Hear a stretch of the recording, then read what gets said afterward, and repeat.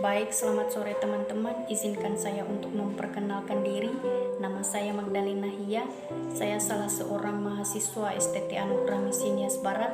Saya semester 4 Prodi Teologi. Izinkan saya untuk menyampaikan latar belakang dan asal-usul Tari Moyo. Perlu kita tahu juga, Kepulauan Nias adalah salah satu wilayah yang terletak di bagian barat Provinsi Sumatera Utara. Wilayah ini terdiri dari 4 wilayah administratif, kabupaten dan 1 kota, yakni Kabupaten Nias, Kabupaten Nias Selatan, Kabupaten Nias Utara, Kabupaten Nias Barat, dan 1 kota yaitu Kota Gunung Sitoli. Setiap daerah memiliki kelompok marga yang berbeda-beda dengan beragam dialek tradisi, cerita rakyat, serta kesenian yang berbeda. Akan tetapi, seluruh orang Nias sepakat bahwa mereka berasal dari nenek moyang yang sama. Itu sebabnya di antara perbedaan tersebut ada banyak kesamaan yang menyatukan, terutama dalam hal budaya dan kesenian tradisional. Jadi, asal-usul Tari Moyo atau Tari Burung Elang adalah tari yang saat ini dipraktikkan mulai dari Nias bagian selatan hingga ke bagian utara, dengan ragam gerak dan variasi yang berbeda-beda. Di mana sebenarnya tarian ini berasal hingga kini belum diketahui secara pasti, sebab setiap daerah memiliki versi yang berbeda-beda.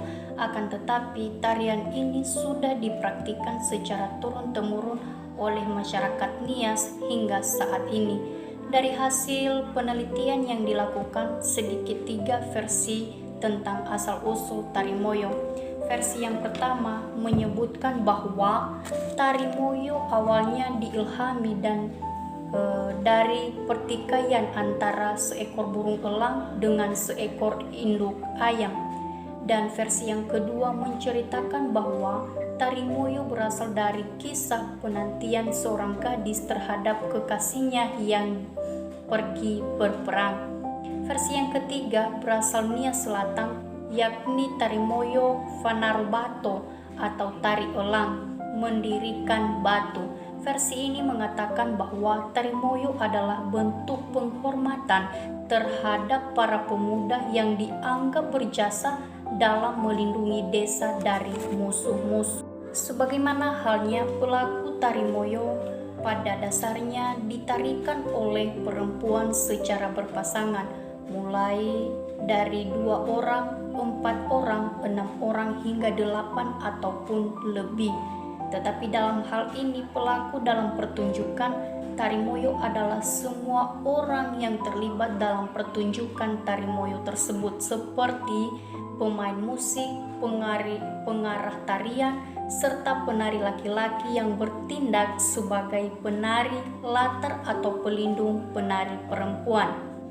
Di Nias Selatan, penari perempuan menggunakan busana berwarna kuning dan selempang warna merah, lengkap dengan aksesoris dari kepala sampai ke kaki. Sementara untuk daerah lain biasanya mengenakan pakaian dengan warna kombinasi merah, hitam, dan putih. Busana yang dikenakan dalam tarian ini mengacu pada busana yang dikenakan oleh kaum bangsawan perempuan di masa lalu.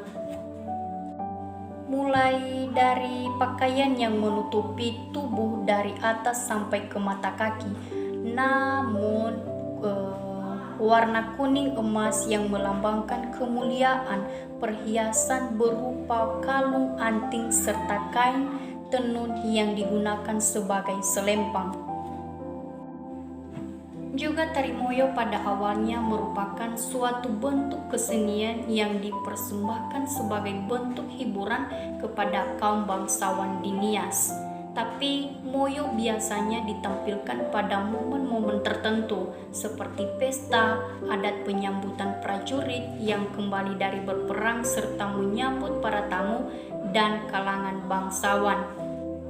Berdasarkan hal-hal yang telah dibahas dari atas, dapat disimpulkan bahwa Tari Moyo tidak lagi ditujukan sebagai bagian dari ritual masyarakat, menunjukkan bahwa Tari Moyo memiliki nilai pendidikan sosial yang dapat dikembangkan sebagai sarana pembentukan karakter yang kuat, di antaranya menumbuhkan rasa kebersamaan, rasa ikut memiliki, rasa tanggung jawab, kekompakan, dan rasa keterikatan dan rasa sayang.